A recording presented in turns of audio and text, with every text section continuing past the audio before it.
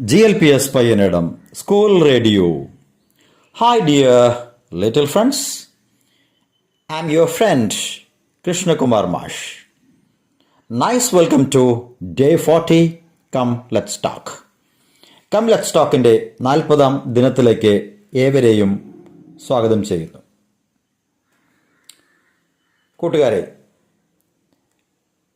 നിങ്ങൾക്ക് പലപ്പോഴും മറ്റുള്ളവരോട് ചില കാര്യങ്ങൾ അന്വേഷിക്കേണ്ടി വരാറുണ്ട്. കുറേ കാലമായി നിങ്ങൾ നിങ്ങളുടെ ഒരു സുഹൃത്തിനെ കാണുകയാണ്, വളരെ കാലങ്ങൾക്ക് ശേഷം.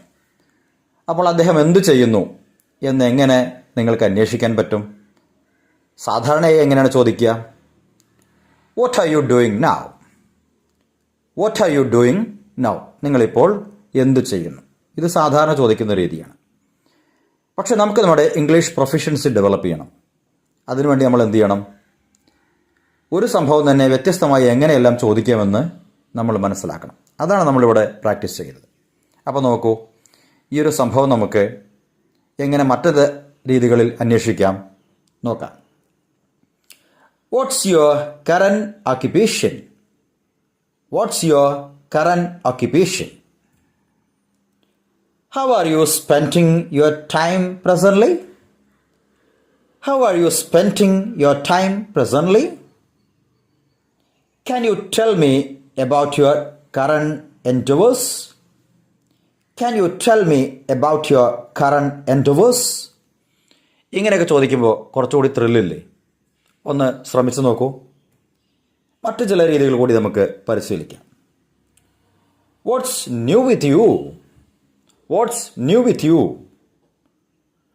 What's keeping you busy these days? What's keeping you busy these days? What's going on in your life? What's going on in your life? നോക്കൂ, കുറച്ചുകൂടി രസകരമായി തോന്നില്ലേ നിങ്ങൾ എന്തു ചെയ്യുന്നു എന്ന് അന്വേഷിക്കുന്ന രീതികൾ, അല്ലേ? ഇനി നമുക്ക് മറ്റു ചില മാർഗങ്ങൾ കൂടി ഒന്ന് പരിശീലിക്കാം. So, what's on your plate right now? So, what's on your plate right now?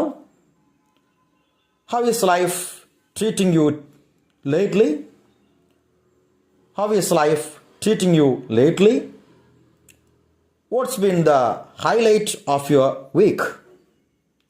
What's been the highlight of your week? കൂട്ടുകാരെ, നമ്മുടെ സാധാരണ രീതികളിൽ വിട്ട് ഇങ്ങനെയെല്ലാം ഒന്ന് ചെയ്യാൻ നിങ്ങൾ ശ്രമിച്ചു നോക്കൂ. തീർച്ചയായും നിങ്ങൾക്കിതൊരു മുതൽക്കൂട്ടാകും. നിങ്ങളുടെ ലാംഗ്വേജ് പ്രൊഫഷൻസി ഡെവലപ്പ് ചെയ്യും.